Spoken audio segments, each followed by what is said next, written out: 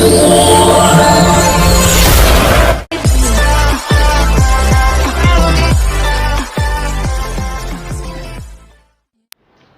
देखिए, इस चैप्टर की हमने लास्ट वीडियो जो देखी थी उसमें हमने जाना था एनपीओ या गैर लाभकारी संगठन क्या होते हैं, नॉन प्रॉफिट ऑर्गेनाइजेशन का मीनिंग समझा था वो क्या होते हैं।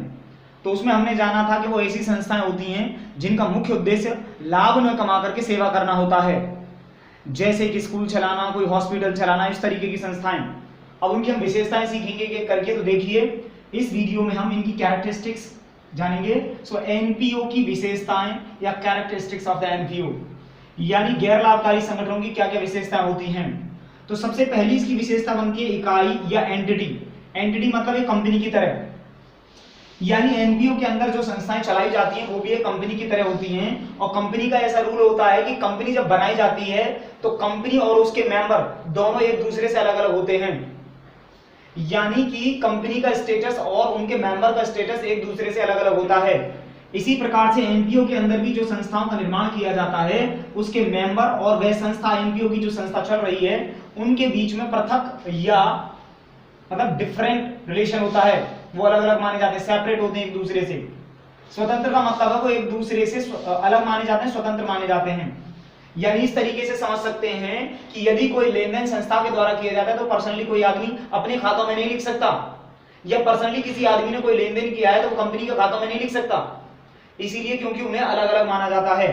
तो कानूनी रूप से उन्हें दोनों को, जो उसके मेंबर हैं, जो उसे चलाने वाले हैं संस्था को, और वह संस्था दोनों अलग अलग या स्वतंत्र माने जाते हैं।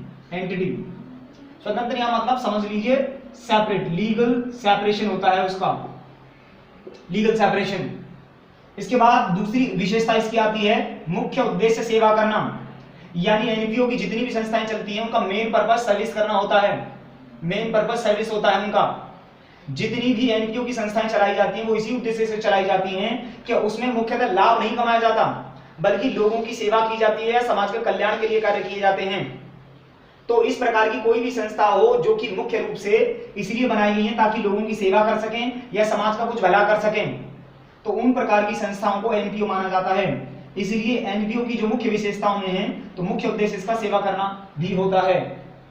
इसकी तीसरी विशेषता बनती है फॉर्म या रूप। ये किस प्रकार की संस्थाएं हो सकती हैं, जैसे मैंने इसमें लिखा शिक्षण संस्था। शिक्षण संस्था का मतलब है कोई कॉलेज हो सकता है, कोई स्कूल हो सकता है, कोई यूनिवर्सिटी हो सकती है जो लोगों की या बच्चों की या समाज की सेवा करने के लिए बनाई जाए, या कोई अनाथालय हो सकता है जो गरीब बच्चों को शरण देने के लिए, उनकी सेवा करने के लिए बनाया जा सकता है, कोई हॉस्पिटल हो सकता है, कोई मंदिर हो सकता है, या अन्य किसी भी प्रकार की कोई संस्था हो सकती है, या कोई क्लब हो सकता है, या कोई लाइब्रेरी हो सकती है। कोई भी संस्था जो मुख्यतः इस वजह से बनाई गई है ताकि वो लोगों की सेवा कर सके, समाज का कुछ भला कर सके, तो इस तरीके से इनकी संस्थाओं की फॉर्म हो सकती है। अगला आधिक्य या कमी। जिस तरीके से जब हम कोई कंपनी ऑपरेट करते हैं तो उस कंपनी के अंतर्गत हम ये मान लेते हैं कि जब कंपनी को फायदा होता है तो उसे नेट प्रॉफिट कहते हैं, और जब कंपनी को नुकसान होता है तो नेट लॉस कहते हैं।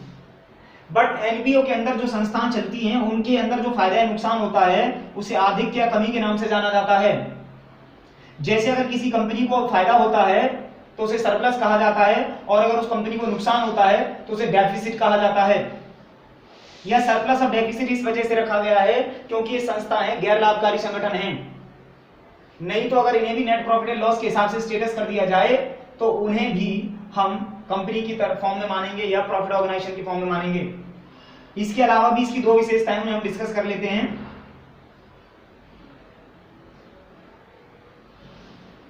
तो देखिए, क्या अगली में 4 हमने विशेषताएं डिस्कस करी थी, अगली में 5वें नंबर की एक विशेषता बता रहा हूं आपको कि इसकी विशेषता और क्या बन सकती है। इसका मान लीजिए कि इसकी जो धनराशि आय के साधन होते हैं, आय के साधन यानी मीन्स ऑफ इनकम, इसकी इनकम कहां से आती है। तो देखिए, क्योंकि ये समाज के भले के लिए बनाई जाती हैं तो ज्यादातर इसका जो पैसा है दान के पैसे आते हैं इसमें। किन लोगों ने इसमें दान दे दिया, डोनेशन कर गए, डोनेशन का जो पैसा वो आ जाता है। चंदा दे दिया लोगों ने, चंदा इकट्ठा कर लिया हमने, इसे सब्सक्रिप्शन कहते हैं, इसके पैसे से आ सकता है,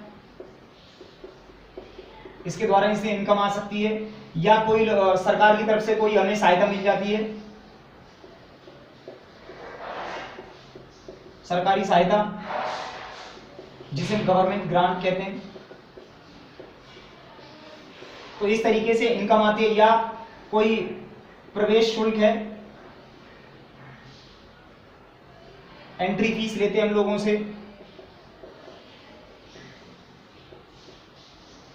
एंट्रेंस फी कहते हैं, या कोई लाइफ मेंबरशिप फीस, इसके मेंबर बनने की फीस के द्वारा भी पैसे आ सकते हैं। तो आय के साधन एनपीओ के अंदर ये वाले हो सकते हैं कि दान से पैसा आ जाए इनके पास, चंदा से पैसा आ जाए, कोई चंदा इकट्ठा किया इन्होंने उससे पैसा आ जाए, या सरकार की तरफ से इन लोगों को कुछ सहायता, इस संस्था को कुछ सहायता मिल जाए, या एंट्रेंस फी, लोग इसके मेंबर बनना चाहते हैं उसके लिए कुछ फीस पे करनी पड़ती है, लाइफ मेंबरशिप की फीस पे पैसा आता है, या छोटा मोटा दान किसी भी फॉर्म में इन्हें इनकम के फॉर्म में प्राप्त होता है, तो वे सभी इसके आय के साधन बन जाते हैं। तो इन संस्थाओं को आय इस तरीके से प्राप्त होती है।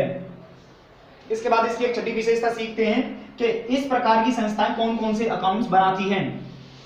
तो देखिए इस प्रकार की संस्थाओं में छठे पॉइंट में हम सीख सकते हैं कि ये कौन कौन से लेखा बनाती हैं, अकाउंट्स बनाती हैं। तो देखिए इसका सबसे पहला जो अकाउंट बनता है वो बनता है receipt and payment account. Receipt and payment account. तो रिसीप्ट एंड पेमेंट अकाउंट एक ऐसा अकाउंट होता है जिसमें कंपनी कितना पैसा उनके पास रिसीप्ट हुआ, कितने की उन्होंने पेमेंट की है, इसका हिसाब किताब रखते हैं। इसके बाद दूसरा अकाउंट बनाया जाता है इसमें income and expenditure account. Income and expenditure account में ये बताता है कि कंपनी में कितनी इनकम आई और कितना खर्चा हो गया है।